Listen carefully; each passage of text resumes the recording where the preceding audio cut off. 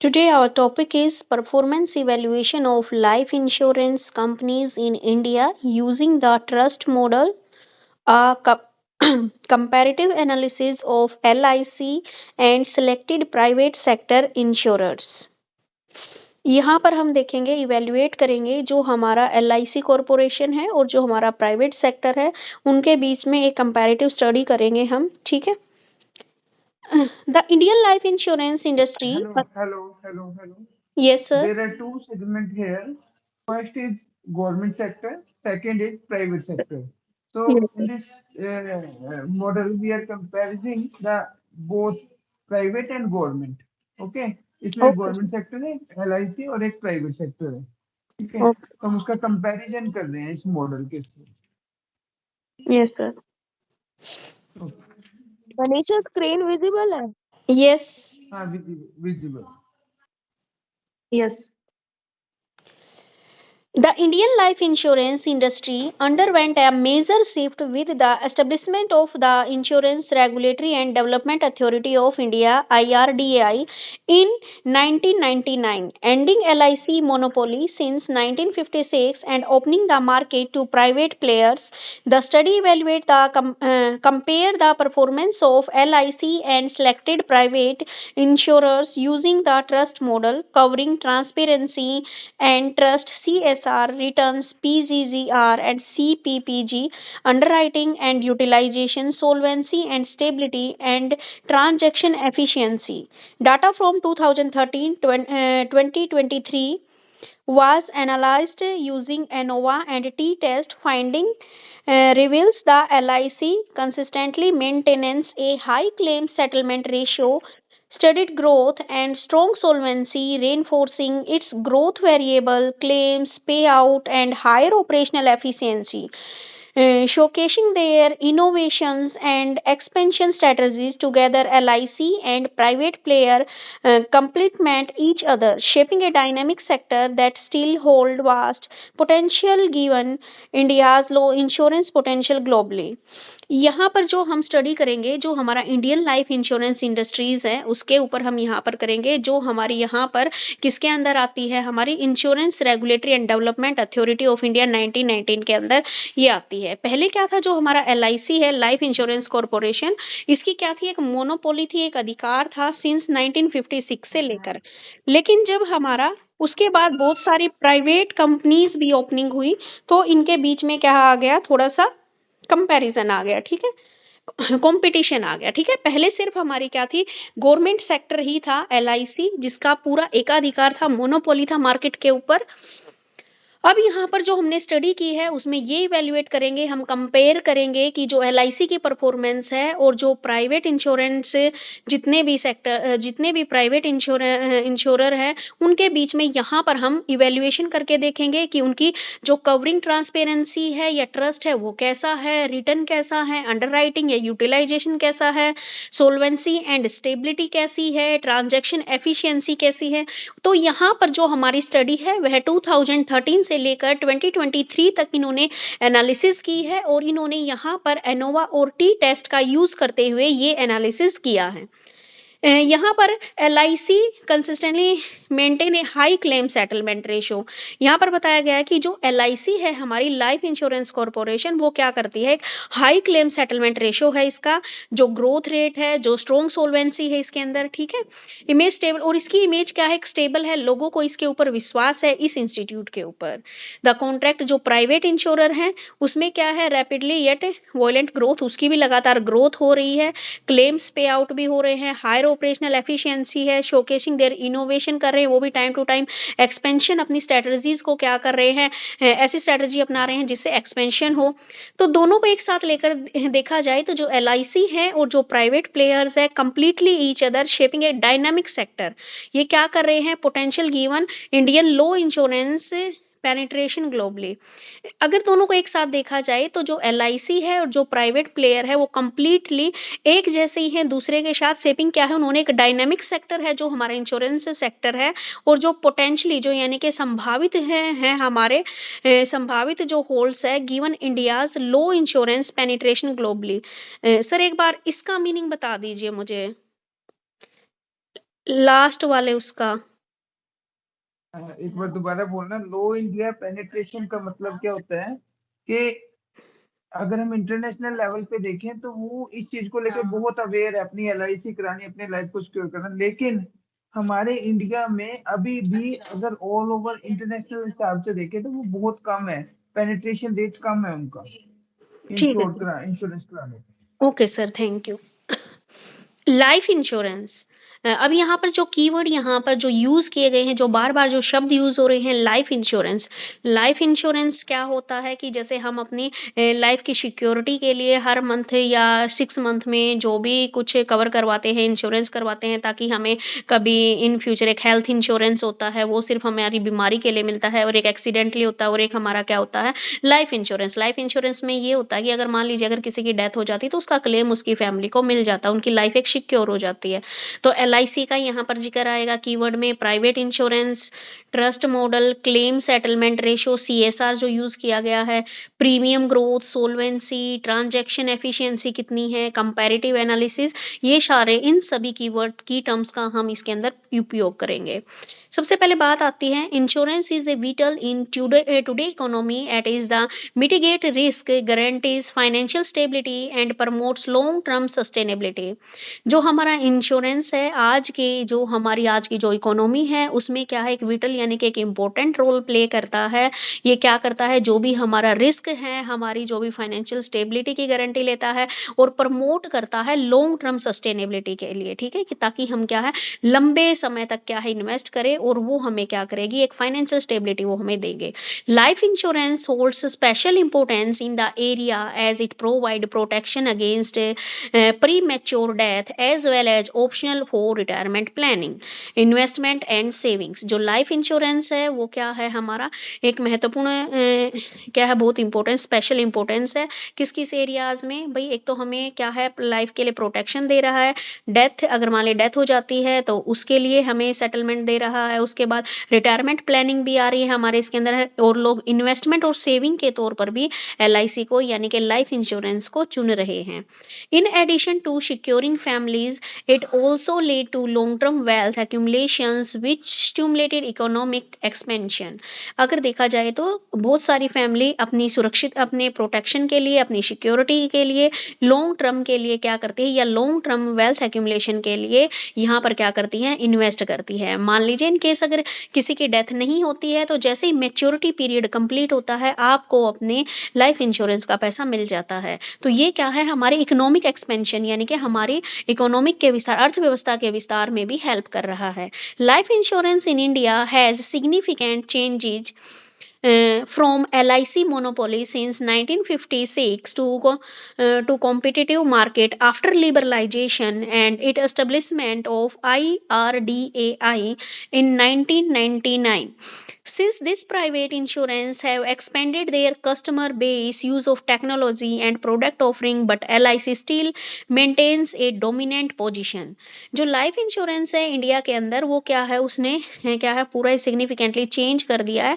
पहले क्या था, LIC की मोनोपोली थी 1956 से लेकर, ठीक है, लेकिन जब जैसे ही हमारे इंडिया में 1991 में लिबरलाइजेशन, ग्लोबलाइजेशन, LPG वाली जो फॉर्म आई थी उसमें क्या हुआ, 1999 में IRDAI, जिसका हम पहले भी जिक्र किया है, insurance regulatory and development authority of India, ये क्या है, ये स्थापित हुई।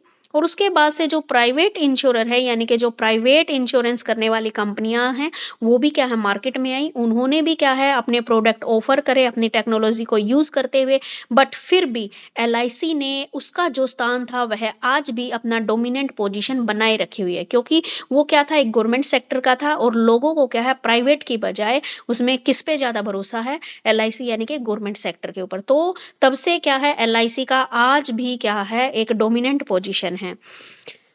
Despite these advancements, the penetration rate of life insurance in India is still low compared to the global average, pointing to untapped potential. जैसे सर ने अभी बताया था, यानी कि जो हमारे यहाँ पर अगर ग्लोबली देखा जाए तो लाइफ इंश्योरेंस को लेकर लोग बहुत कॉन्शियस हैं, लेकिन इंडिया में आज भी अगर दूसरों ग्लोबली लेवल पर अगर कंपेयर किया जाए तो यहाँ पर बहुत कम लोग क्या है यहाँ पर लाइफ इंश्योरेंस को लेकर लो कंपैरिजन है, ठीक है, यानी कि लोग कम कराते हैं, ग्लोबली लोग क्या है ज़्यादा अवेयर है। पॉइंटिंग टू ये हो गया, apart from providing investment and protection, life insurance convert domestic resource into profitable ventures. Although problems such as a low literacy, rural urban disparities, and regulatory complexity exist, the relevance has increased future due to raising uncertainty and financial awareness. अगर देखा जाए तो हमारे यहाँ पर problems क्या आ रही हैं कि लो लिटरेसी रेट है, यानी कि लोग इतने ज़्यादा साक्षर नहीं हैं, और हमारा जो अर्बन का और जो रूरल ग्रामीण और शहरी जो वो हो गया है, बट गए हैं लोग शहरी और ग्रामीण में, और जो रेगुलेटरी है उनका भी लोगों को इतनी नॉलेज नहीं है। तो क्या हो रहा है हमारा, और अनिश्चितताओं को, और जो भी हमारी फाइनेंशियल अवेयरनेस है उनके प्रति इतना उनका रुझान नहीं है। लेकिन एट प्रेजेंट देखा जाए तो फिर भी लोग क्या है फाइनेंशियल अवेयरनेस के प्रति जागरूक हो रहे हैं, उनको पता लग रहा है कि भविष्य हमारा क्या है निश्चित नहीं है, अनिश्चितताएं हैं, तो क्या है इसको लेकर वो थोड़ा सा जागरूक हो रहे हैं। यहाँ पर क्या है हमारा रिसर्च गैप क्या रहा है, comprehensive evaluation of financial performance. यहाँ पर हम इवैल्यूएट करेंगे क्या फाइनेंशियल परफॉर्मेंस है, रेगुलेटरी इम्पैक्ट क्या पड़ा है, कंज्यूमर का क्या पर्सपेक्टिव्स है, क्या नजरिया है in the post liberalisation era, are still scarce despite the fact that previous research highlight LIC dominance or the tactics of private companies. Deeper investigation into the sector, comparative performance, and changing issue is made possible by this.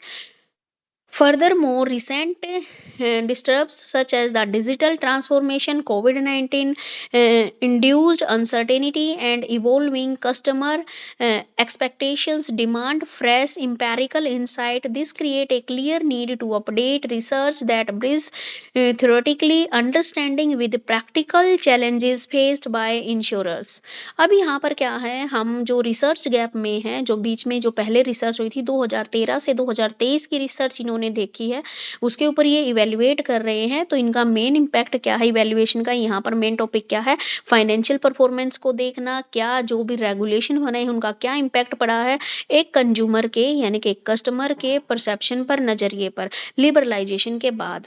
और यहाँ पर क्या है जो previous research है उसमें LIC को dominance के बिहाफ पर ही हाईलाइट किया गया है। तो यहाँ पर ये भी स्टडी करेंगे कि किस प्रकार प्राइवेट कंपनी कौन कौन सी टैक्टिक्स अपना के या कौन कौन सी स्ट्रैटेजीज अपना के अपने को आगे लेके आ रही हैं। और यहाँ पर क्या है अगर देखा जाए तो डीपर इन्वेस्टिगेशन की गई है दोनों सेक्टर्स के कंपैरेटिव परफॉर्मेंस को लेकर।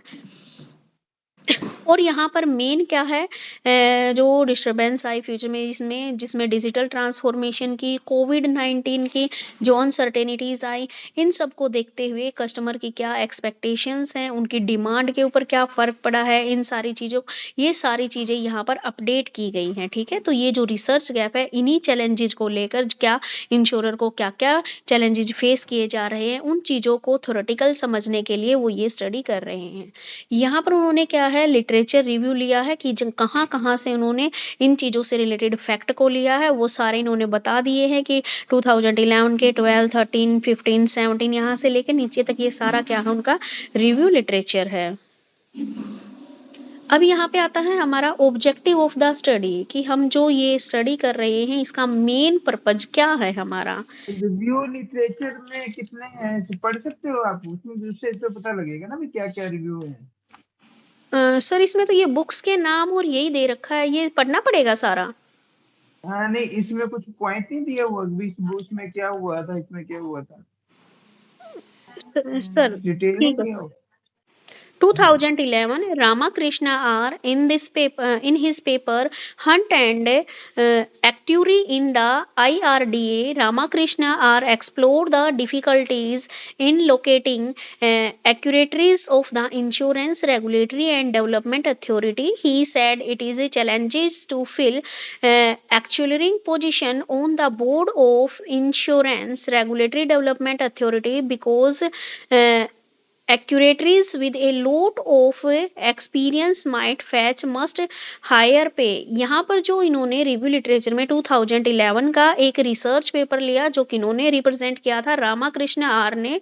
उनका किसके ऊपर था ये? Hunt for actuary in the IRDA, यानी कि जो हमारी इंश्योरेंस रेगुलेटरी डेवलपमेंट अथॉरिटी थी उनके ऊपर इन्होंने एक रिसर्च पेपर दिया जिसमें रामाकृष्ण आर ने एक्सप्लोर किया कि क्या क्या हमारी एक्चुअल जो इंश्योरेंस रेगुलेशन डेवलपमेंट अथॉरिटी है उनके सामने एक्चुअल में क्या क्या डिफिकल्टीज हैं। ठीक है, he said it is a challenges to feel actual position, यानी कि उन्होंने क्या है इसमें बात की गई है कि एक्चुअल में जो पोजीशन है उनके सामने क्या क्या चैलेंजेस हैं वो हमारा board of insurance regulatory development authority है, because actual with a lot of experience and might fetch must higher pay, क्योंकि यहाँ पर एक्चुअल में क्या उनका लॉट ऑफ एक्सपीरियंस रहा है और क्या इन्होंने जो माइट फैच मच हायर पे, जो इन्होंने हायर पे यहाँ पर किया है। सर एक बार इसका मुझे थोड़ा मीनिंग क्लियर कर दीजिए। बिकॉज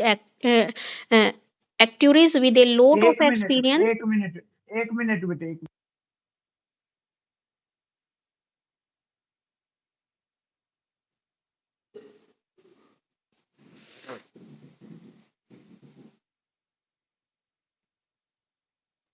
आप क्या कह रहे हो मैडम, क्या कह रहे हो बेटे? सर जो लास्ट लाइन है जो फर्स्ट रिव्यू लिटरेचर है बिकॉज से आगे एक बार इसका मीनिंग क्लियर कर दीजिए। एक बार बिकॉज बोलना दोबारा, बोलना, वो मैडम आगे थे बीच में, बोलना okay, क्या कह रहे हैं? because actuaries with a lot of experience might fetch much higher pay।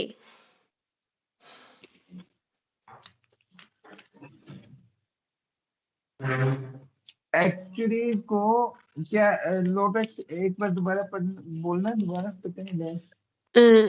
इसमें है सर ये पूरा ही बिकॉज पढ़ लो, पूरा ही पढ़ पूरा ही दो। पढ़ दूं? ठीक है sir. Ramakrishnan R in this paper hunt for actuary in the IDRA, Ramakrishnan are explore the difficulties in locating actuaries for the insurance regulatory and development authority। He said it was challenging to fill actually position on the board of insurance regulatory development authority because actuaries with a lot of experience might fetch much higher pay।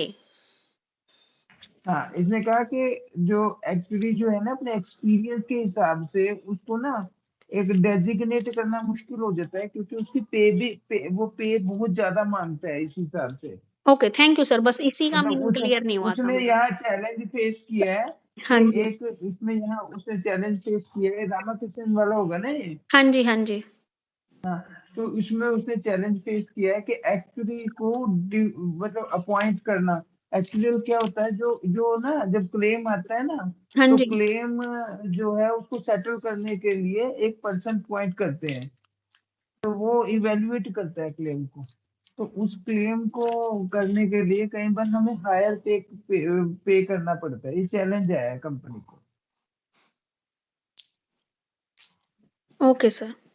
Hmm, next है Raja Babu P 2012। Raja Babu thesis insurance sector reforms in India, examined informants gathered from IRDA report, LIC, the Life Insurance Councils, and 22 private insurance firm over a 10-year period from 2000 to 2010। Insight regarding the general picture of the Indian insurance business were sought after by the research। यहाँ पर जो 2012 में एक राजा बाबू हैं उन्होंने अपना thesis दिया था insurance sector reforms in India, कि भारत में जो इंश्योरेंस सेक्टर्स है उसमें क्या क्या सुधार हुए हैं। तो इन्होंने यहाँ पर क्या है एग्जामिन किया, यहाँ पर इवेल्युएट किया। इन्होंने IRDA की जितनी भी रिपोर्ट्स हैं उनसे उनके रिगार्डिंग इन्होंने डाटा कलेक्ट किया, एंड लाइफ इंश्योरेंस काउंसिल और अन्य जो 22 प्राइवेट इंश्योरेंस फर्म्स थी उनके ऊपर इन्होंने जितने भी एक एक मिनट, एक मिनट, ये यस। कल्याणी दस्तोगी कौन है? ये नया स्टूडेंट है क्या? हेलो, हेलो,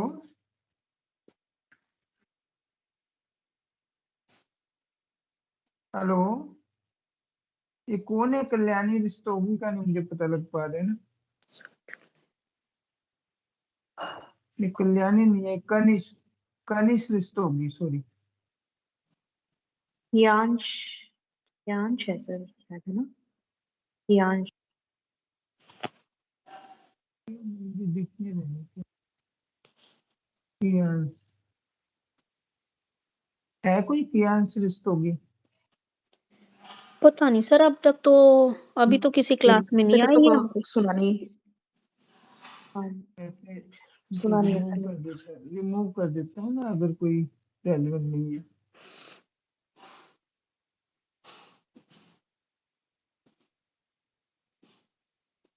चल ठीक है, कर दिया अभी। ओके सर, सॉरी बेटा, बीच में आपको टोकना पड़ा ना, पता नहीं कौन आ गया।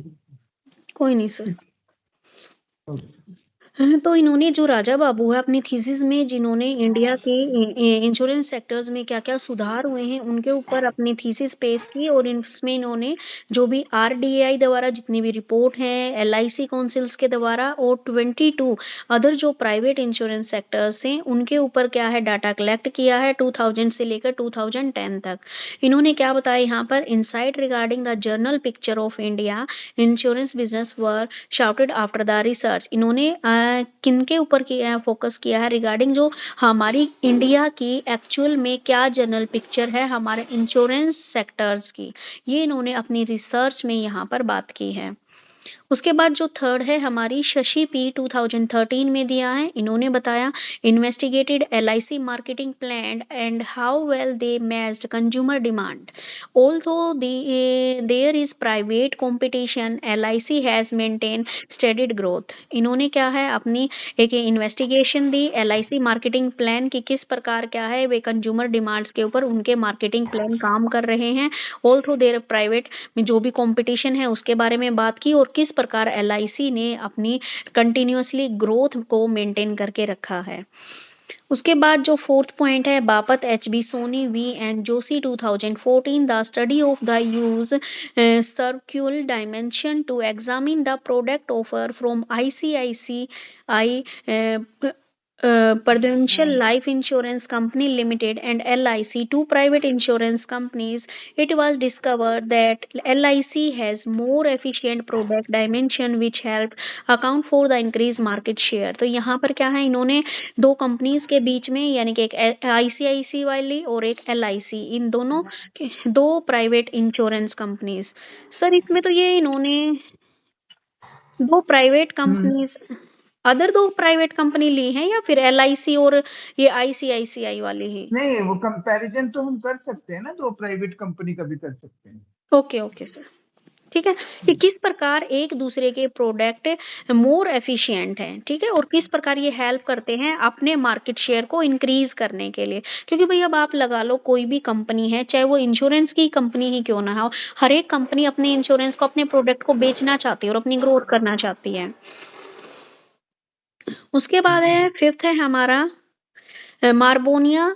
उसके बाद सरदार बाबू 2015 में conducted a comparative review of public and private insurance industries in which he highlighted the public insurance company need to enhance their competitiveness, efficiency and innovation to survive in the market.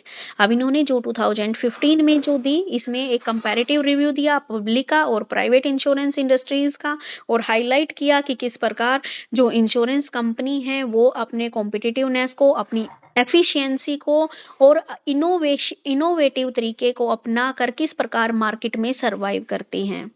उसके बाद है miss पूजा पुरी 2017, उन्होंने conduct की एक comparative study of LIC and private life insurance companies with the objective of evaluating the awareness and satisfaction of respondent toward various products. The study revealed that LIC policyholder and higher awareness and satisfaction compared to private insurance company। जो miss पूजा है उन्होंने 2017 में एक comparative study की LIC की और जो भी प्राइवेट लाइफ इंश्योरेंस कंपनी है, और इवेल्युएट किया कि किस प्रकार ये अवेयरनेस जागरूक करते हैं और अपने जितने भी रिस्पोंडेंट हैं उनको सेटिस्फेक्शन संतुष्टि देते हैं, ताकि उनके जो वेरियस प्रोडक्ट की अवेयरनेस और सेटिस्फेक्शन के बारे में यहाँ पर बताया है। जो स्टडी की गई है वो LIC. Yes sir. Now you will understand the purpose of the literature view, आप समझ गए होंगे ना क्या होता है purpose literature yes view sir. का, कि जो यस सर। पास्ट स्टडी हुई है उसमें क्या हुआ है, इसी से ही हमारा रिसर्च गैप निकलता है, इसी से ही हमारा रिसर्च गैप निकलेगा कि क्या पास्ट स्टडी नहीं हुई जो आप कर रहे हो, उस प्रॉब्लम का सोल्यूशन कर रहे हो। समझ ओके रहे हो सर। बात को? तो यस अभी सर। कुछ नए स्टूडेंट आए हैं, लिसन एक मिनट, कौन कौन आए हैं, नए स्टूडेंट आए हैं कुछ इस बार, कैन यू, आप सब, hello,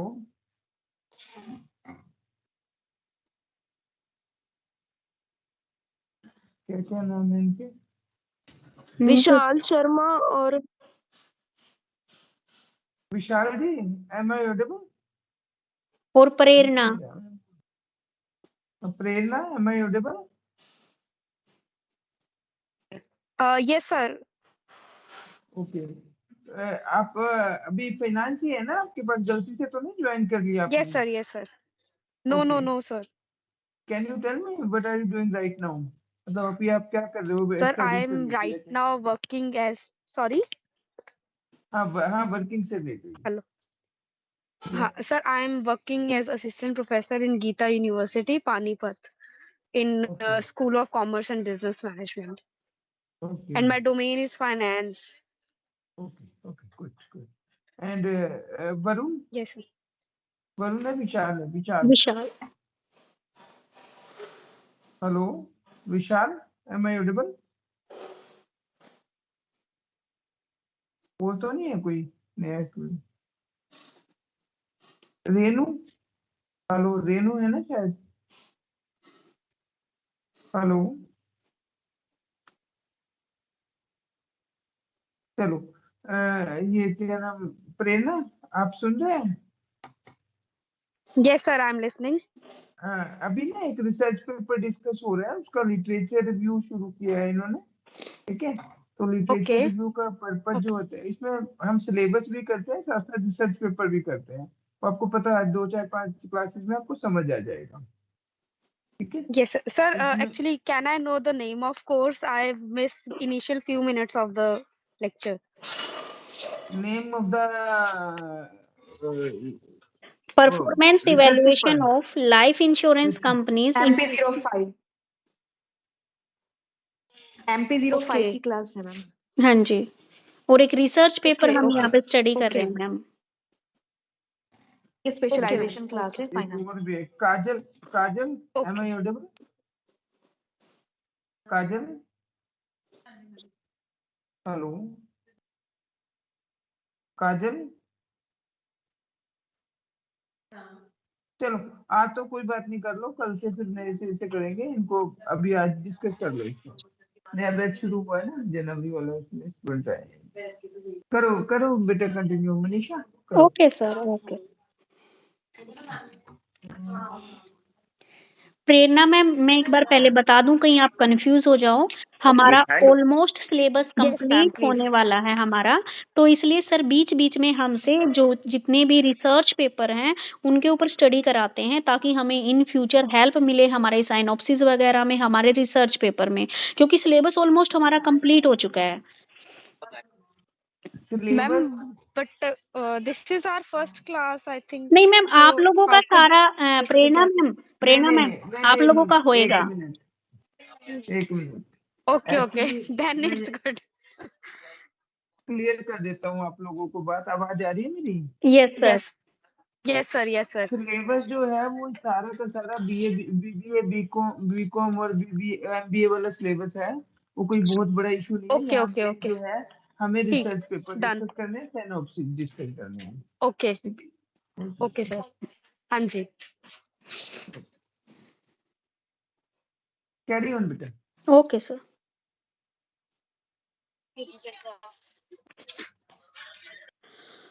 And seventh point is Amish Patel 2019 conducted a comparative study of public and private life insurance companies in India after liberalization.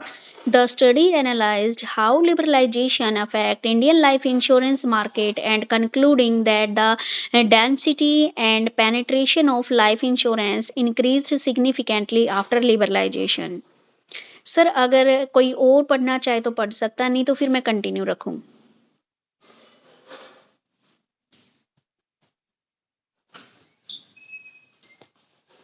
आप ही कंटिन्यू कर लो मैम। Okay ma'am. हाँ, मैं इसीलिए बोल रही थी कहीं भावना मैम और रितु मैम को भी पढ़ना हो। No ma'am, you will continue please. Okay ma'am, thank you. चार बच्चे बिठा रखे सारे online. The insurance and next is the insurance sector in India is regulated by three major legislation: the Insurance Act 1938, the Life Insurance Corporation of India Act 1956, and the Insurance Regulatory and Development Authority Act 1999. Following the कौन ला रही है announcement. इसकी?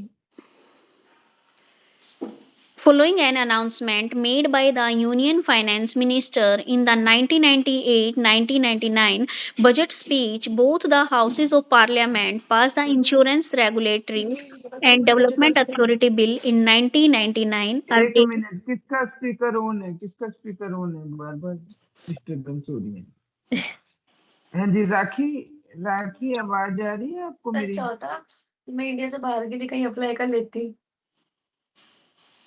Hello राखी, ये गलत बात है, गलत बात है। अपनी डिस्कशन कर रहे हैं आप लोग, क्लास चल रही है। एक बच्चा, मैं इसको म्यूट कर देता हूँ। चलो अब चलो बेटा, करो। Budget speech, both houses of parliament passed the Insurance Regulatory and Development Authority IRDAI bill in 1999. Earlierly, the Indian cabinet has approved the Insurance Regulatory Authority IRA bill on 16 March 1999 with the aim of liberalizing and the insurance industries. Sir ये तो सारे easy है, इनको तो मेरे को explain करने की जरूरत नहीं है ना, हिंदी में ऐसे ही पढ़ दूं, जो मुश्किल होएगा उसको एक्सप्लेन कर दूं। हाय हाय सर, मैं म्यूट में पड़ गई। Ma'am you are not audible at that time. मैं कंटिन्यू पढ़ रही थी, वो सर ने म्यूट किया होगा ना उनको, तो मैं भी हो गई म्यूट।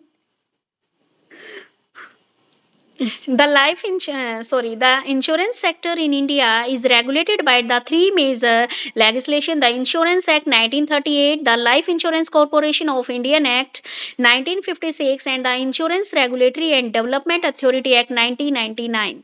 अब यहाँ पर जो इंश्योरेंस सेक्टर है इंडिया में क्या है, तीन मेजर जो हमारे रूल्स यहाँ पर लागू हुए, जिसमें इंश्योरेंस एक्ट निकला 1938, LIC of India act 1956 and in आपका जो IRDA एक्ट था 1999. Following an announcement made by the Union Finance Minister in the 1998-1999 budget speech, both houses of parliament passed the Insurance Regulatory and Development Authority Bill in 1999. ये सारी जो announcement थी, जो union finance minister ने अपने budget speech में बोली, ठीक है, आपका जो हमारा नया बिल पास हुआ IRDAI बिल 1999 में। Earlier the Indian cabinet has approved the insurance regulatory authority bill on 16 March 1999 with the aim of liberalising the insurance industries. ठीक है, जो बिल पास हुआ 16 मार्च 1999 में, जिसका मेन ऑब्जेक्टिव था हमारी जो इंश्योरेंस इंडस्ट्रीज है उसमें भी क्या है, लिबरलाइजेशन लेके आना। ठीक है, What do you understand liberalization here? Liberalisation का What do you मतलब, understand? सर मैं एक्सप्लेन कर दूं लिबरलाइजेशन। करो करो। लिबरलाइजेशन का मतलब क्या है भाई, देखो पहले 1991 से पहले हमारी ऑलमोस्ट सेक्टर जितने भी थे वो गवर्नमेंट थे। 1991 में जब हमारे पास मंदी आ गई थी, तो उस टाइम पे जो हमारे डॉक्टर मनमोहन सिंह उस टाइम पे हमारे फाइनेंस मिनिस्टर थे, तो उन्होंने 3 पॉलिसीज बनाई: लिबरलाइजेशन, प्राइवेटाइजेशन एंड ग्लोबलाइजेशन। तो लिबरलाइजेशन का मतलब है कि पहले अदर कंट्रीज जो हमारे यहाँ पर इन्वेस्ट करने की उनको परमिशन नहीं थी, बहुत सारे लाइसेंस वगैरह लेने पड़ते थे। तो लिबरलाइजेशन का मतलब ये कर दिया, हमारी इकोनॉमी के दरवाजे खोल दिए कि आप बाहर से आके यहाँ पर इन्वेस्टमेंट कर सकते हो। और जितने तो ये था सर हमारा लिबरलाइजेशन का। Good good.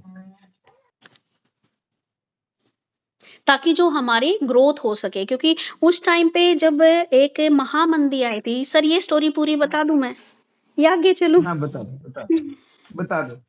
तो बता दो। 1991 में क्या हुआ था, हमारे पास सिर्फ एक जो इकोनॉमिक इमरजेंसी लगने वाली थी, हमारे पास कुल 15 डेज का ही हमारे पास पैसा बचा था। तब जाके उस टाइम पे जो हमारे फाइनेंस मिनिस्टर थे डॉक्टर मनमोहन सिंह, जो हमारे प्राइम मिनिस्टर भी रह चुके हैं, उन्होंने क्या किया था, सभी ने बैठक की और तब अपना एलपीजी, लिबरलाइजेशन, प्राइवेटाइजेशन और ग्लोबलाइजेशन, 3 टर्म को इन्होंने इंट्रोड्यूस किया और भारत के दरवाजे अदर कंट्रीज के लिए, प्राइवेट सेक्टर्स के लिए, सबके लिए खोल दिए, क्योंकि हमारे पास जो गवर्नमेंट सेक्टर था वो लगातार क्या था, लॉस में चल रहा था। और तब जाके तीनों को करने के बाद लिबरलाइजेशन, प्राइवेटाइजेशन एंड ग्लोबलाइजेशन, तब से लेकर आज तक हम अपनी ग्रोथ को देख सकते हैं। और पहले क्या थी, 20 इंडस्ट्रीज थी, सबसे पहले तो 11 इंडस्ट्रीज को किया था, फिर 5 और कर दी थी, और जो लाइसेंस की पॉलिसी थी अब मेनली सिर्फ 3-4 के लिए ही, जैसे टोबैको वगैरह के लिए या फिर जितने भी इन चीज के लिए लाइसेंस लेना पड़ता है, मेडिसिन के लिए। और सिर्फ सरकार के पास एट प्रेजेंट 3 ही इंडस्ट्रीज हैं जो गवर्नमेंट के अंदर आती हैं, नहीं तो सबका क्या है, प्राइवेटाइजेशन हो चुका है। एक तो रेलवे इंडस्ट्रीज हमारी गवर्नमेंट के अंदर आती है, एक एटॉमिक, जितने भी हमारे हथियार वगैरह बनेंगे, जितने भी न्यूक्लियर वगैरह, वो सारा गवर्नमेंट के अंदर आता है। और तीसरा है हमारी आर्म्ड फोर्स, ठीक है, हमारी जितनी भी आर्मी है, ये 3 सेक्टर हमारे आज के टाइम गवर्नमेंट के पास है, नहीं तो सभी का क्या हो चुका है, प्राइवेटाइजेशन हो चुका है। And ma'am, one thing more, any kind of dangerous or disaster chemicals are also covered by the government. Yes ma'am. जितने भी फार्मा सेक्टर के लिए होता है ना, hazardous प्रोसेस के लिए, और एलपीजी सिलेंडर जो है, the distribution of LPG cylinder is also a control with the government, but the making is in the private sector. Only 4 to 5, we can say, the sector, yes, but the distribution is totally up to the government department. Hardly 3 or 4, I think 6 main criteria is there: defense and chemical based, any kind of industry, railway, and transportation from the ma'am only railway government के अंदर है। Airport authority, हाँ, yes, but semi government हो गया airport. Earlier it was under हाँ जी, हाँ government जी, ना, but बाद में प्राइवेट हो गया है। Yes ma'am. At present only 3 industries है मैम। Yes.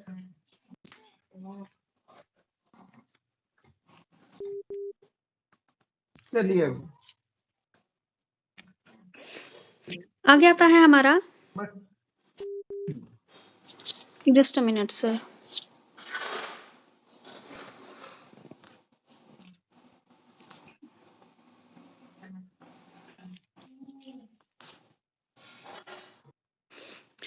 नाइन्थ पॉइंट है हमारा 2018 है हमारा Panigarh and as a occasional this research they identify the key cervicules factor influencing consumer purchase intentions of life insurance product in Malaysia. The additions of exploratory and confirmatory factors analysis, we use descriptive statistic. The result show that circle factors together with customer satisfaction and trust influence purchase intent. Contractly, this article show that consumer are more likely to buy life insurance product when life insurance happy happy please थोड़ा, अरे थोड़ा कम बोल ले, मेरी class चल रही है। आपकी आवाज नहीं आ रही है बेटा।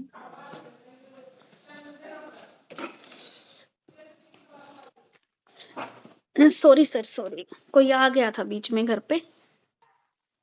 ठीक। The results show that cervical factors together with customer satisfaction and trust influence purchase intent. Life insurance agents are friendly and good at handling problem. It is evident from the framework validations and all quality function must be in the line with growing competitive advantages and organizational goals. यहाँ पर क्या था, ये factors बताए गए हैं जो जो हमारे कंज्यूमर को क्या करते हैं, उसको पॉलिसी लाइफ इंश्योरेंस प्रोडक्ट खरीदने के लिए क्या कर रहे हैं, इम्पैक्ट डाल रहे हैं मलेशिया के अंदर। ये उसकी स्टडी है, ठीक है। इसमें क्या बताया गया है, कुछ फैक्टर एनालिसिस किए हैं जिसमें उन्होंने डिस्क्रिप्टिव स्टैटिस्टिक्स, और रिजल्ट ये निकल के आया इन फैक्टर्स का कि किस प्रकार कस्टमर सेटिस्फेक्शन, कस्टमर का ट्रस्ट होता है किसी भी पॉलिसीज को क्या है बाय करने के लिए, उसको इन्फ्लुएंस करती है उसकी परचेज इंटेंट को। यानी कि जब भी हम प्रोडक्ट खरीदेंगे इंश्योरेंस से रिलेटेड, तो सबसे पहले हम ये देखते हैं कि किसके ऊपर ट्रस्ट किया जाए, किससे हम सेटिस्फाई हैं, उसी कंपनी का हम क्या लेते हैं, इंश्योरेंस लेते हैं। तो बहुत सारे ये फैक्टर्स हैं जो हमें क्या करते हैं, एक जो कस्टमर है उसकी परचेज इंटेंट को क्या करते हैं, प्रभावित करते हैं, ठीक है। तो ये स्टडी इन्होंने 2018 की यहाँ पर दी मलेशिया की। उसके बाद है हमारा 10th कस्टमर सेटिस्फेक्शन। भाई पहले सॉरी बोल रही हूँ अगर कोई वर्ड मैं गलत बोल दूं तो। कोई बात नहीं, कोई गलती No किससे issue, ma'am. होती है, No जो issue, काम ma'am. कर जो काम करता है उससे ही गलती होती है।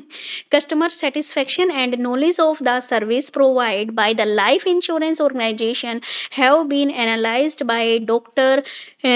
T. Annamalai 2018 because policyholder place more trust in agent. Life Insurance Corporation of India competes very fiercely with other players in the market with their agent human resource. यहाँ पर क्या है हमारा customer satisfaction and knowledge of the service provide life insurance से related जो भी organisation है जिसमें 2018 की स्टडी दी है, जिसमें क्या बताया गया है, policy holder play more trust in agent. Policy holders को मेन ट्रस्ट किसके ऊपर है, जो एजेंट हैं उनके, मान लो नियर बाय के कोई लोग हैं या फिर life insurance corporation of India के जितने भी क्या है मार्केट में एजेंट है, ह्यूमन रिसोर्स के ऊपर क्या कर रहे हैं लोग, ज्यादा ट्रस्ट कर रहे हैं। जैसे मान लीजिए अगर मेरे को कोई पॉलिसी करानी है, मेरे नियर बाय में या फैमिली में कोई LIC का एजेंट है, तो मैं उससे संपर्क करूंगी। तो यहाँ पर जो ह्यूमन रिसोर्स का है उसका भी बड़ा इफेक्ट पड़ रहा है एक पॉलिसी को, नई पॉलिसी को परचेज करने में या सेल करने में। नेक्स्ट है हमारा Arora and Sharma 2019 make an effort to discover the numerous aspect that influence investor perceptions. The CFA technique is employed to do so. The study found that demographic aspect of the individual play a significant and crucial role in determining the purchase of life insurance policy. There are various factors in life insurance that influence customer investing decision. Other indicators that have been discovered include claim settlement, medical benefit, bonus rate, etc. ये भी क्या है, ऊपर वाले से ही कुछ मिलता जुलता है, जिसमें क्या है कुछ न्यूमरस एस्पेक्ट को लिया गया है जो एक इन्वेस्टर्स के यानी कि एक कस्टमर्स के परसेप्शंस को क्या कर रहा है, इफेक्ट कर रहा है किसी भी टेक्निक को या किसी भी पॉलिसी को बाय करने में, किसी भी इंश्योरेंस पॉलिसी को परचेज करने में। जिसमें कौन कौन से फैक्टर बताए गए हैं, कस्टमर का इन्वेस्टिगेशन डिसीजन इसमें बताया गया है, क्लेम सेटलमेंट, मेडिकल क्या क्या बेनिफिट मिलेंगे, बोनस रेट क्या रहेगा, ये सारी चीजें। उसके बाद है 12 नंबर पे Patel 2019 examine the factor influencing the investment decision of life insurance investor, finding the different element influencing investor choice of purchase life insurance and assessing their preference at the time of purchase are the goal of the study. The survey found the agent, advisor, class चल रही मेरी। personal interest, present health, family, and friend. The mode of premium payment all had an impact on investors' decision to purchase life insurance. Policyholders select the insurance provider due to the money back guarantee and enhanced risk coverage. ठीक है, पटेल ने जो 2019 में जो एक study की उसमें क्या है, कुछ फैक्टर्स को एग्जामिन किया, ठीक है, कि जो हमारे इन्वेस्टमेंट डिसीजन की लाइफ इंश्योरेंस पॉलिसी में हमें इन्वेस्ट करना है या नहीं करना है, क्या मनी बैक गारंटी रहेगी, क्या ये हमारे रिस्क को कवर करेगा, इससे रिलेटेड सारे फैक्टर्स के ऊपर इन्होंने स्टडी की। उसके बाद क्या है हमारा Singh 2020 it has been attempted to compare the level of service provide by public and private life insurance firm. The data demonstrates unequally that the public sector business LIC has the successfully track record of offering life insurance to individual. Customer trust LIC more than they do private sector businesses. The return of investment for private and government business is very different in the opinion in the vast majority of respondents. Public life insurance is more reliable than private life insurance. जो क्या थे, सिंह ने एक study की 2020 में जिसमें उन्होंने compare किया था जितने भी हमारे पब्लिक सेक्टर्स में और जितने भी प्राइवेट सेक्टर जो लाइफ इंश्योरेंस फर्म है उनके बीच में, तो इन्होंने लास्ट में यही पाया इस स्टडी के कि जो मेजर जो रिस्पोंडेंट है वो किसके ऊपर ज्यादा विश्वास करते हैं, एज ए पब्लिक कंपनी के ऊपर, एक गवर्नमेंट कंपनी के ऊपर, बजाय कि एक प्राइवेट लाइफ इंश्योरेंस के ऊपर। तो इनकी स्टडी में सारा यही था कि लोगों को ज्यादा विश्वास गवर्नमेंट यानी कि LIC के ऊपर है। उसके बाद है 14 Rajinikanth 2021 they examine customer perception of life insurance company in Kumbakonam as a part of their study. The main goal of the survey is the consumer satisfaction with LIC. The data was analyzed using percentage and the chi-square test of the identify the factor that influence customer satisfaction with LIC. The general public sector LIC dominate the Indian insurance business. The study find despite the fierce competition in the market, the life insurance corporation is India is known to almost all of the respondent according to the report. अब जो रजनीकांत ने 221 में जो report पेश की उसमें भी क्या है, उन्होंने LIC के ऊपर ही सेटिस्फेक्शन बताया। उनका मेन गोल था कि ये बताना कि LIC के ऊपर क्या सेटिस्फेक्शन है लोगों का, कस्टमर का क्या रवैया है, क्या उनका परसेप्शन है लाइफ इंश्योरेंस कंपनीज को लेकर, ठीक है, और किस प्रकार जो LIC है वो कस्टमर सेटिस्फेक्शन को प्रभावित करती है। और जो जनरल पब्लिक है वह क्या है, जनरल पब्लिक में आज भी LIC ही डोमिनेंट बनी हुई है, ठीक है, क्योंकि आज भी लोगों को क्या है, मेन क्या है, LIC के ऊपर ही ट्रस्ट है। तो इन्होंने क्या है, मेजर जो ऑलमोस्ट जितने भी रिस्पोंडेंट थे वो किसके अपनी रिपोर्ट में इन्होंने LIC के ही बताए हैं। उसके बाद है 2023 में Kumar M comparative study of customer satisfaction between LIC and selected private sector insurance company in India, doctoral thesis Chaudhary Charan Singh university Meerut, relieved the liberalization, boosted insurance penetration and density across India. Together, the study paint a picture of a sector where LIC continues as the symbol of trust and stability, while private insurance drive innovation, efficiency, and growth. Two forces that together shape the future of life insurance in India. Kumar M ने 2023 में क्या है अपनी जो PhD की जो thesis थी जिसमें इन्होंने कंपैरेटिव स्टडी की customer satisfaction between LIC and private sector, यानी कि जो LIC के जो कस्टमर है उसके सेटिस्फेक्शन और जो अदर प्राइवेट सेक्टर है उनके ऊपर एक कंपैरिजन स्टडी की उन्होंने, जो चरण सिंह यूनिवर्सिटी मेरठ से थी। अब इन्होंने बताया गया कि किस प्रकार LIC कंटिन्यूस क्या है, विश्वास का और स्टेबिलिटी का एक सिंबल बन गई है। और वाइल प्राइवेट इंश्योरर ड्राइव, वो क्या है, जो प्राइवेट इंश्योरर है वो लगातार इनोवेशन कर रहे हैं अपनी एफिशिएंसी को और ग्रोथ को। तो टू फोर्सेस दैट टुगेदर, अगर ये सारी फोर्सेस, दो फोर्सेस कम से कम एक साथ आ जाए तो जो लाइफ इंश्योरेंस का इंडिया में जो फ्यूचर है उसको क्या है, एक शेप मिलेगी, सही शेप मिलेगी। तो यहाँ पर इन्होंने जो अपनी स्टडी बताई, स्टडी में इन्होंने LIC और प्राइवेट सेक्टर्स की कंपनीज का कस्टमर सेटिस्फेक्शन, तो सबसे ज्यादा हाई रेट किसी का रहा, LIC का रहा, क्योंकि वही आज तक ट्रस्ट और स्टेबिलिटी का सिंबल बनी हुई है। तो ये था हमारा रिव्यू ऑफ लिटरेचर जिसमें हमें पता लगा कि अलग अलग ईयर्स में जो ये हमारा LIC और प्राइवेट सेक्टर्स के ऊपर किस किस ने क्या क्या रिसर्च की है और किस किस ने कौन कौन से टॉपिक लिए हैं, कहाँ कहाँ से हमें क्या क्या मिला है, तब जाके ये हमने अपनी स्टडीज के ऊपर लिखी है कि कहाँ पर क्या कमी रह रही है। Yes listen to Bhavna ma'am, और आवाज आ रही है आप लोगों को सबको मेरी? Yes sir. Actually literature view का हमें पता होना Yes, चाहिए कि लिटरेचर व्यू हम लोग करते क्यों हैं, क्योंकि लिटरेचर व्यू से एक तो हमारा रिसर्च गैप निकल के सामने आता है कि जो हम स्टडी कर रहे हैं क्या इसके ऊपर कोई और स्टडी तो नहीं हुई है। अगर इसी तरीके की स्टडी हम करेंगे जो पहले हो चुकी है तो उसका कोई वर्थ नहीं होगा। तो वर्थलेस काम PhD में बिल्कुल भी नहीं होना चाहिए और ना ही वो एक्सेप्टेबल होगा। वो ना तो आपके सिनॉप्सिस एक्सेप्ट होंगे, अगर किसी वजह से सिनॉप्सिस भी आपके एक्सेप्ट हो गए, वो किसी ना किसी में जो आपकी 3 ईयर की जर्नी है वो कहीं ना कहीं आपके लिए हर्डल बन जाएगा बहुत बड़ा। यस सर, तो अभी रिसेंटली जो अभी सर ने एक ग्रुप में डाला था जिसमें यूजीसी ने किसी बच्चे ने एआई से वो बना दिया था अपनी पूरी थीसिस, उसको रिजेक्ट कर दिया है। हाँ, पूरी रिजेक्ट कर दी है। तो ये बड़ा ध्यान से करने वाला काम है। एआई तो वैसे अभी सारा हो जाता है, रिमूव हो जाता है, लेकिन उसको करना पड़ता है, उसको पे टाइम लगाना पड़ेगा आप लोगों को।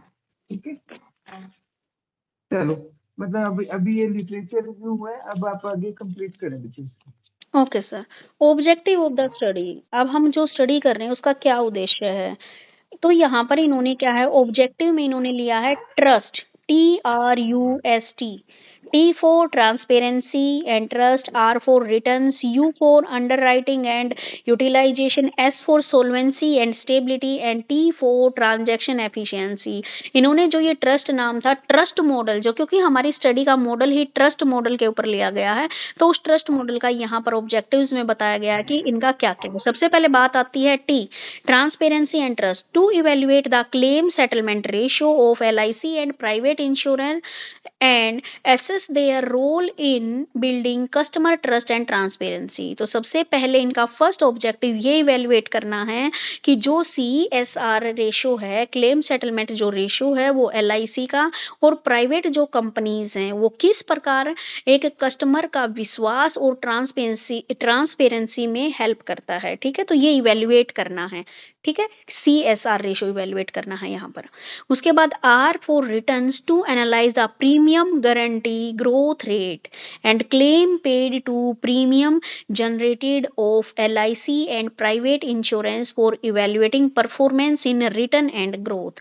और सेकंड जो ऑब्जेक्टिव है ये एनालाइज करना है कि किस प्रकार एक PGGR और CPPG, LIC की लगा लो या फिर प्राइवेट कंपनीज की, वो किस प्रकार उनकी रिटर्न और ग्रोथ में परफॉर्मेंस देते हैं, इसको इवेल्युएट करना है।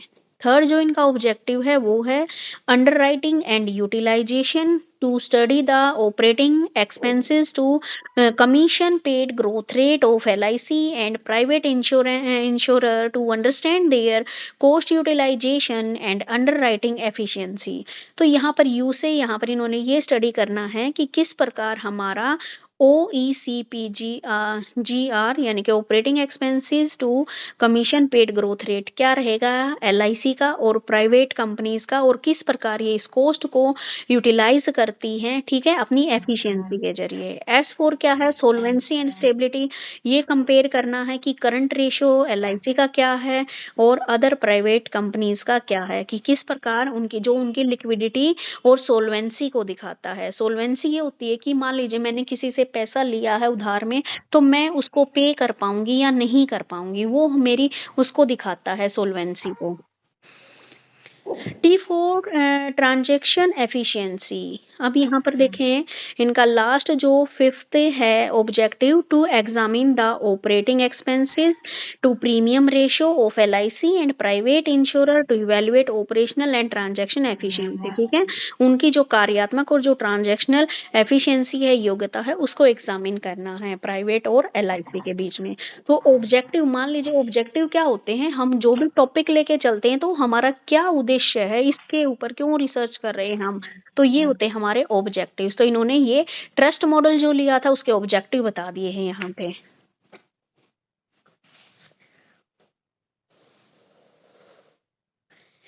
नेक्स्ट आता है हमारा, यहाँ तक सबको क्लियर है?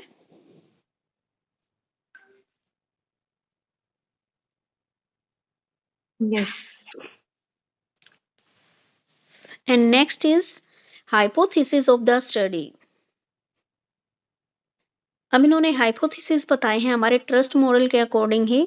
तो फर्स्ट वाला जो ऑब्जेक्टिव था हमारा, ट्रांसपेरेंसी एंड ट्रस्ट, तो इसमें लिया है इन्होंने null hypothesis, there is no statistical significant difference in CSR क्या लिया था हमने, claim settlement ratio between LIC and private insurer 2013 से लेकर 2023 तक, 2023। उसके बाद है हमारा जो अल्टरनेट हाइपोथेसिस है, इन्होंने लिया है there is a statistical significant difference in CSR between LIC and private insurer. ठीक है, स्टडी वही है हमारी 2013 से है हमारे 2023 के बीच के। रिटर्न में था जो हमारा, जो इन्होंने हाइपोथेसिस बनाए हैं वो भी आपके ट्रस्ट मॉडल के अकॉर्डिंग ही बनाए हैं। रिटर्न में इन्होंने बताया अपना null hypothesis there is no statistical significant difference in PGGR and CPPG। जो हमने ऊपर लिया था PGGR premium generated growth rate और CPPG क्या था हमारा क्लेम्ड पेड प्रीमियम जनरेटेड। ठीक है, and between LIC and private insurer. और अल्टरनेट हाइपोथेसिस में there is a statistical significant difference in PGGR and CPPG between LIC and private insurer. और third है हमारा अंडरराइटिंग एंड यूटिलाइजेशन।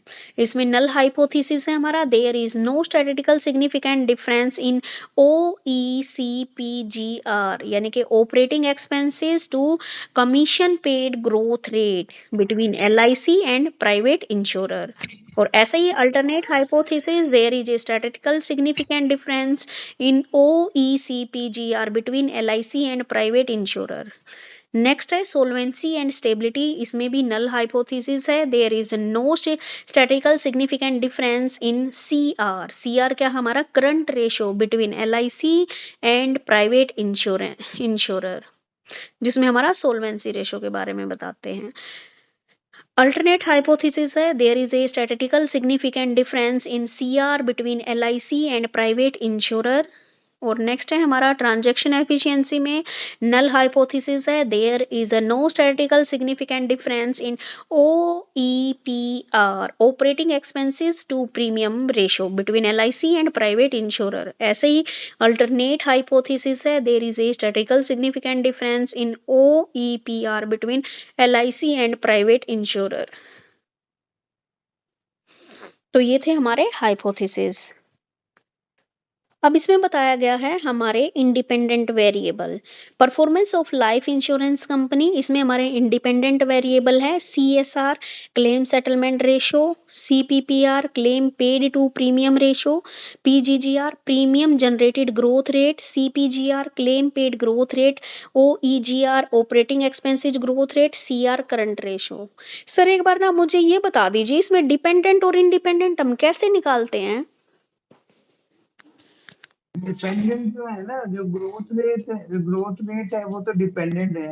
हाँ जो जी, premium जो इसमें आगे मॉडल दिया हुआ है ना, पूरा पूरा तरीके से मॉडल दिया हुआ है, उससे पता लगेगा आपको, करो आप, आइडिया लगेगा आपको ओके सर।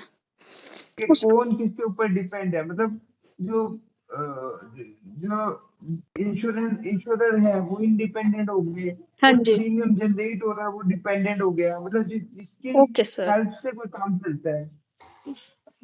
ओके सर, आ गया थोड़ा थोड़ा समझ में। अब उसके बाद है इन्होंने डाटा एनालिसिस किया है, इन्होंने लिया है comparative analysis on the basis of CSR जो इंडिपेंडेंट वेरिएबल था claim settlement ratio. Claim settlement ratio में इन्होंने वही 10 ईयर की जो स्टडी है उसके बारे में बताया है कि LIC का कितना परसेंटेज है, और जो इन्होंने दूसरी ली है अदर जो कंपनीज ली हैं जिसमें Aditya Birla, HDFC, IC, Kotak life और प्राइवेट जो भी अदर हैं उन सब का क्या है कंपैरिजन करके देखा गया कि इसका CSR क्लेम सेटलमेंट रेशो क्या रहा है। तो जैसे LIC का 97%, 97.73, 82, यानी कि फर्स्ट में देखा जाए तो जो क्लेम सेटलमेंट है वो LIC का ही डोमिनेंट रहा है। लास्ट में 98.68, 98.02, 98.14, 97, 9.96, 98.62, 98.16।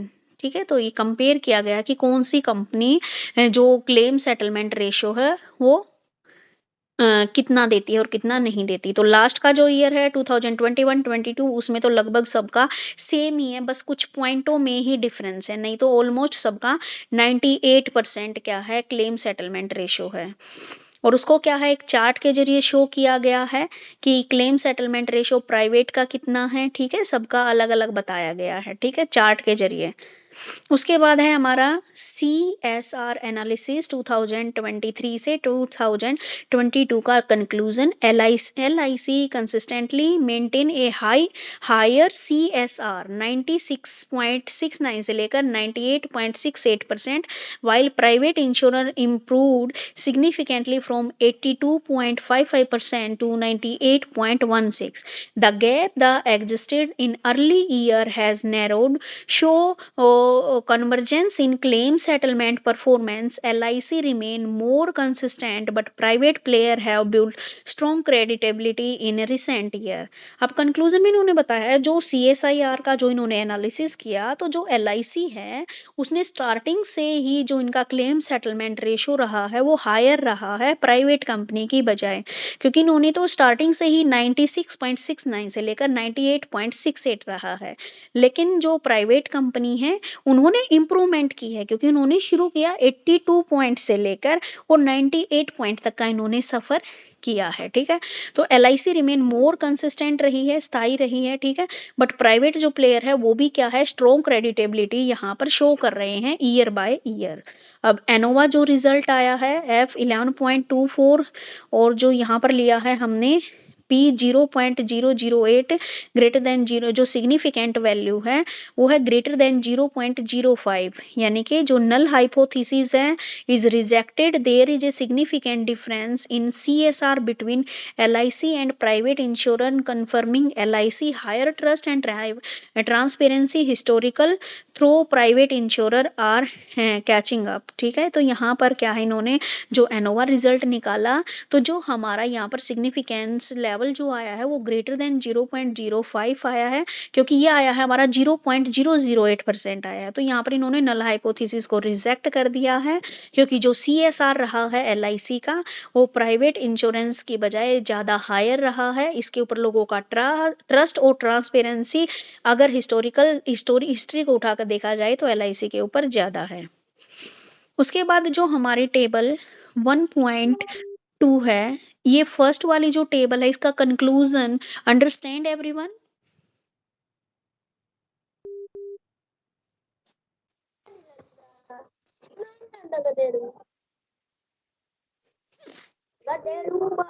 Yes, सारे हो ना क्लास में? trying to understand, ma'am. Yes, ma'am. ये भावना में मुझे लगता है हम तीनों ही तो नहीं है, रितु मैम आप और मैं। ये सब बोरिंग तो नहीं लग रहा है ना? नहीं, बोरिंग नहीं लग नहीं रहा है टॉपिक बिल्कुल भी। है, बोरिंग नहीं है। पढ़ाने वाली बोरिंग हो सकती है।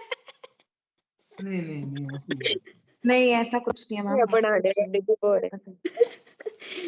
मैम। चलिए अब आगे आती है एक बार बंद कर दीजिए आप ना, अब कल करते हैं इसको, एक बार स्टॉप कर देना रितु। ओके सर, कर दिया। ओके, तो यहाँ अभी प्रेरणा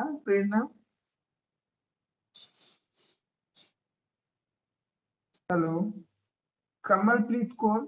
Yes, sir. Yes, sir. I'm hello, listening. Kamal Sir, I'm Prerna. You were calling my name.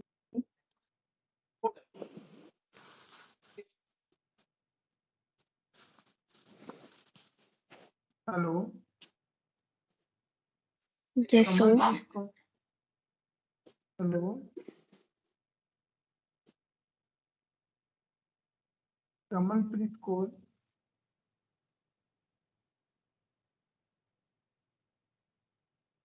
आपकी आवाज नहीं आ रही है।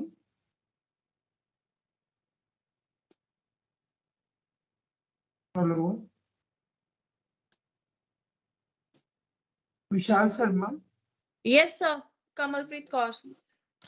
बेटा आप क्या कर रहे हो आप? Can you introduce to yourself?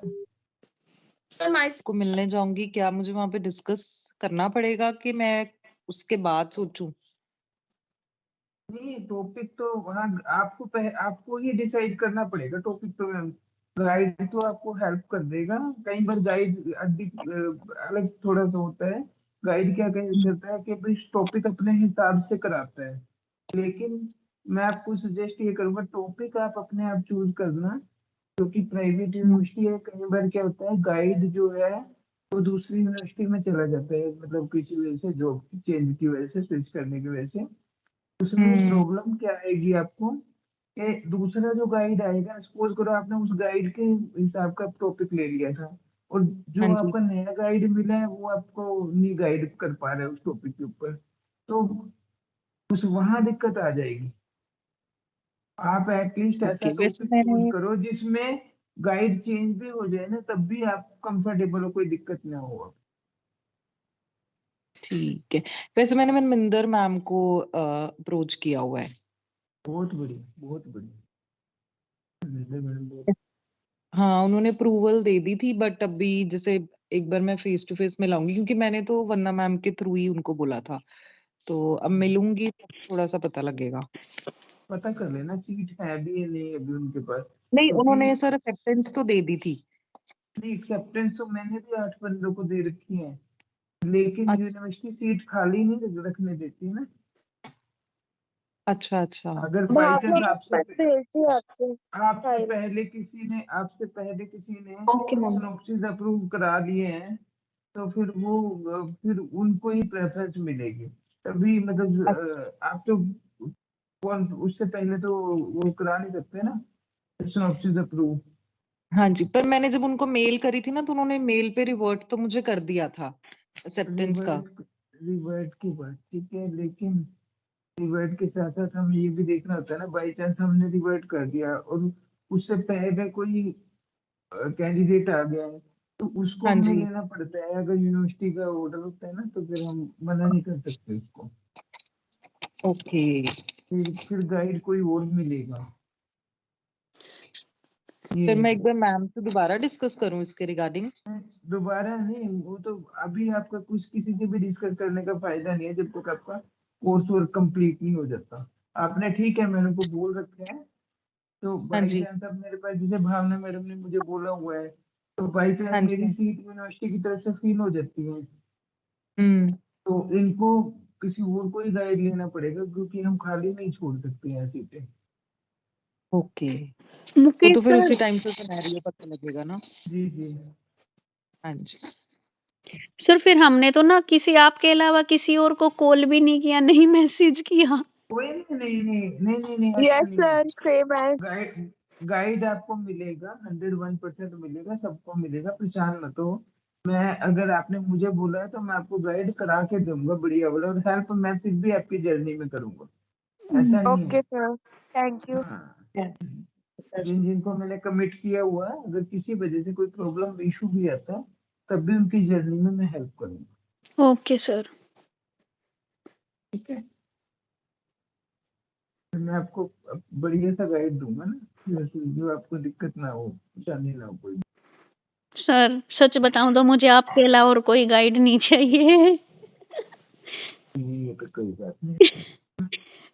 पर चलो सर, फिर आप भी क्या ही कर सकते हो अगर ऊपर से ही ऑर्डर होंगे तो। हाँ, वो हम लोगों को सीट खाली नहीं रखनी होती ना। हाँ